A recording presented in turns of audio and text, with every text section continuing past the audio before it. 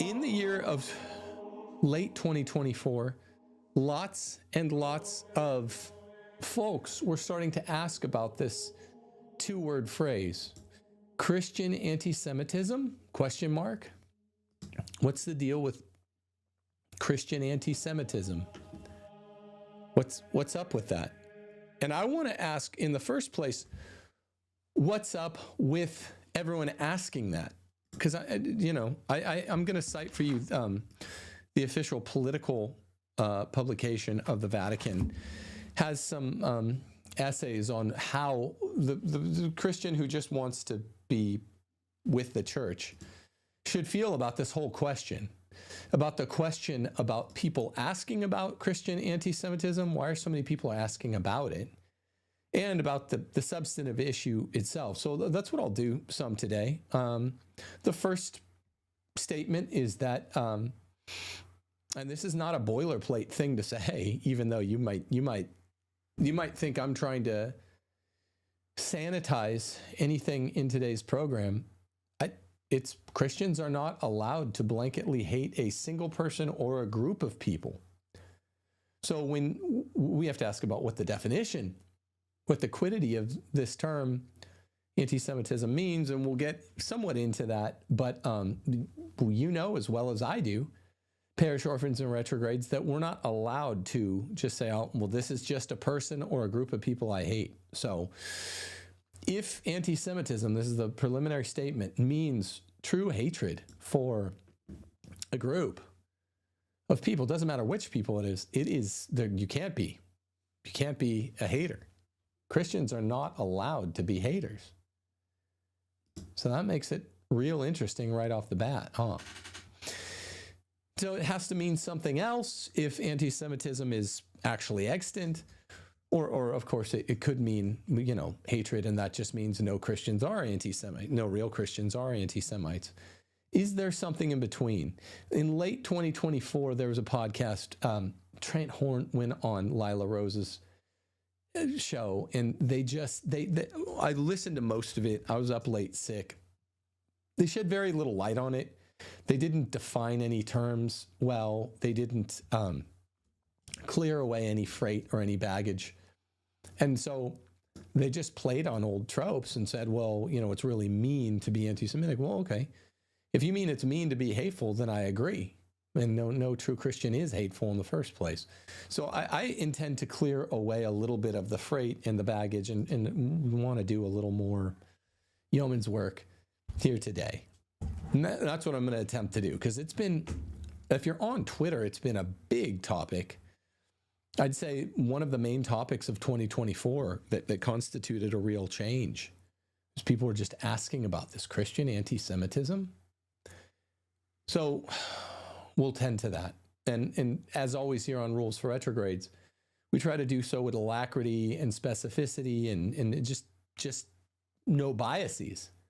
I mean, I know I sometimes make jokes and stuff, so people might be like, well, you're more about, but we actually do stuff with less biases than any other channel I know about. I just want to go work from first principles after defining terms.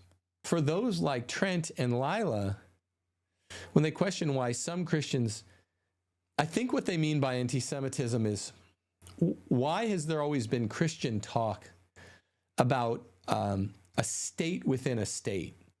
A kind of, when they're talking about Jewish people in diaspora, there's always been talk for centuries about, because of diaspora, there's always sort of a state within a state.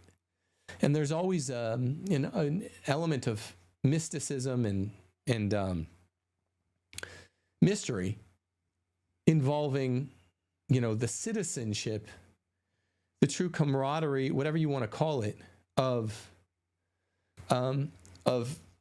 diaspora Jews. So the Jews went into diaspora to dispersion, involving the Babylonian captivity period. 80% of them stayed in diaspora, meaning around the Mediterranean, after they were allowed. I think they're set free by like the king of Persia or something, after Babylon was taken over by Persia. And they say about 4 out of 5 of them stayed in diaspora and didn't really go back to their homeland. And so that tends to characterize, it's for the last over 2,000 years. They're kind of a people within a people in other nations. And I felt when I listened to Trent and Lila talking about it, I felt like they were sort of condemning anyone that's just like, well, what? I want to honestly investigate the question. And this is a question this is not one of the main pillars of this channel. It's not a question I've always purported to know lots about. It's not anything like that. It's not something that we talk a ton about. But in 2024, people started looking into it more. And I immediately, when I started listening to that Trent and Lila podcast, I was hoping for the best. And I just heard a really normie-like aversion to any kind of honest investigation into what is this whole question about? What is this whole question about?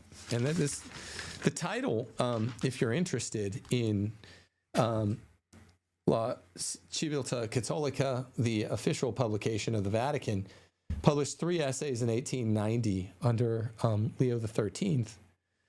They really do a good job dealing with the question in Europe. Can you see the title there? I see. Can you turn it back over again? Yeah, there it is. So put it towards your face a little bit. There you go. That's better. So the question in Europe.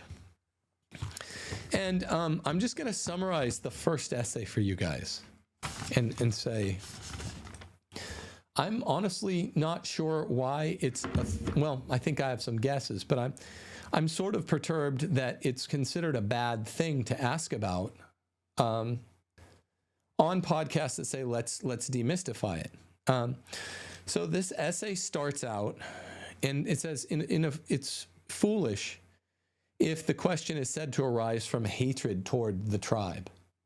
Because for the same reason I said, right? That Christians aren't allowed hatred. But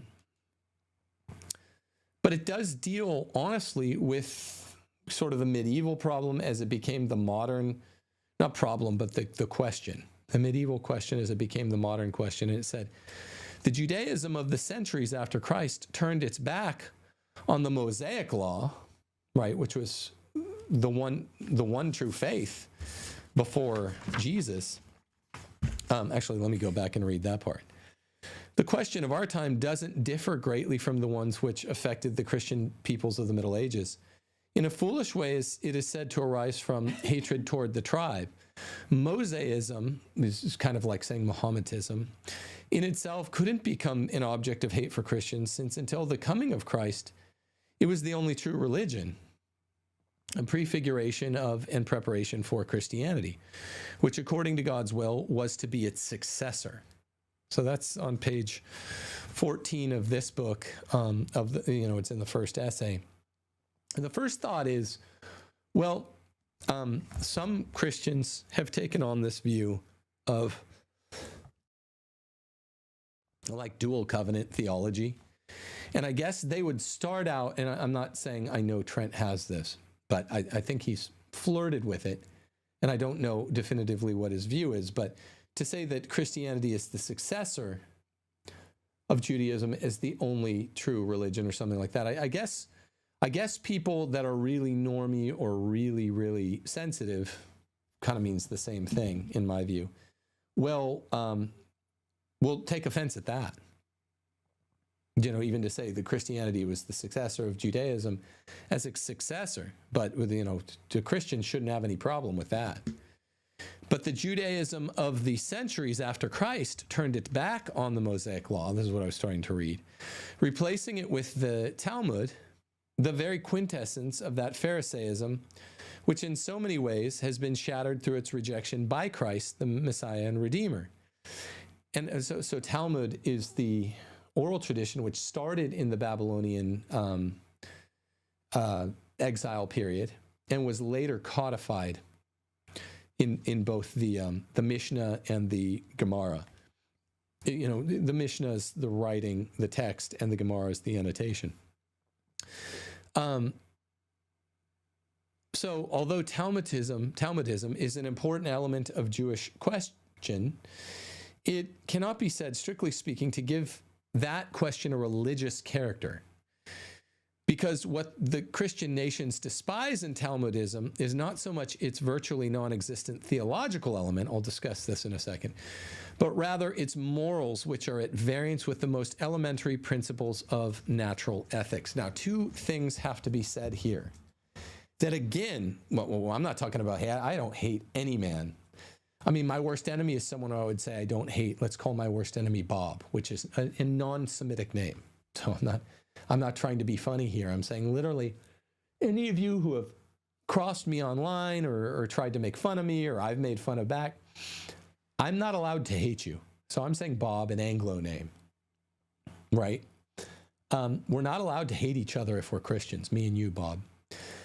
But what I think normies who are extra sensitive for some reason to this question, let's just call it the Q, the question at hand, they don't like, in the first place, even the Christian presupposition, or they're not comfortable with it. I'm not sure where they come out on it. That Christianity is the successor, as the one true faith, of the previous one true faith, which was Mosaism, the religion of Moses, which was original Judaism. But during that Babylonian exile period, there's a Talmudic tradition which came to replace, the way Christian scholars have it, Mosaism. And this was, let's say, in the 500 years that it started, accelerating with Pharisaism before Jesus' time. Now, I've dealt with this as why Jesus, this is really why Jesus hated Pharisaism, because it's Talmudism. And it wasn't the true form of Mosaism. There's lots of places you can go. This little short book is one of them that will substantiate this.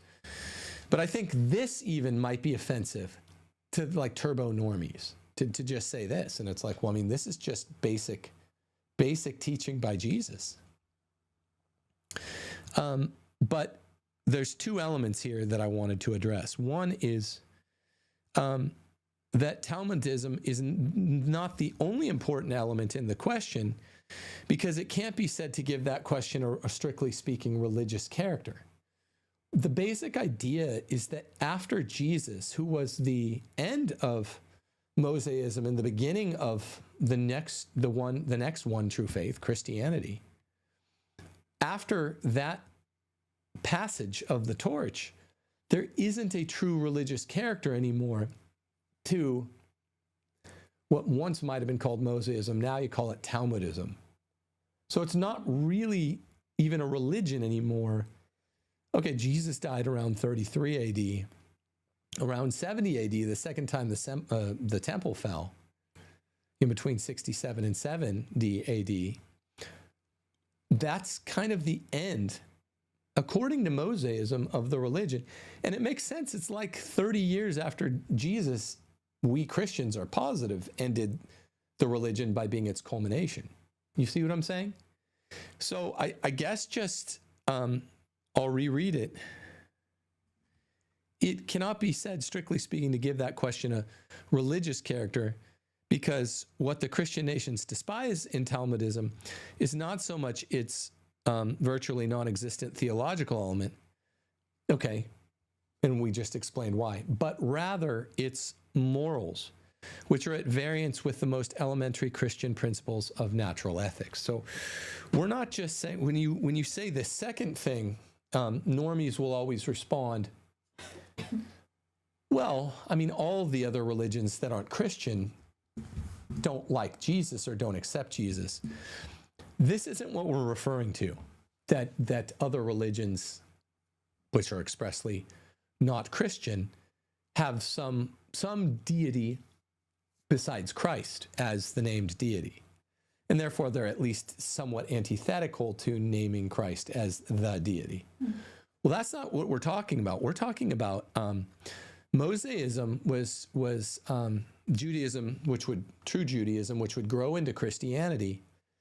It always acknowledged natural ethics, meaning natural law ethics. It was a great repository of natural law ethics. And, remember the natural law works with the divine law. All that stuff you learned in Thomas's treatise on law. Maybe I should cover this section of the Summa soon. The natural law works with Christian law. Grace builds upon nature, all that. Well, that includes the Old Testament when we're talking about the one true religion as Mosaic Judaism, Mosaism. But Talmudism, the Judaism which I guess would replace that one, that Jesus didn't like. Jesus didn't cite the Talmud. That is in many places at variance with not just the idea that Jesus was a deity, but even with the natural law. The way we always say, look, contraception violates the natural law. You don't have to be a Christian to believe this. You just have to be an advocate of the natural law. Aristotle would have agreed with us. Just a study of teloi and ergons. Oh, okay.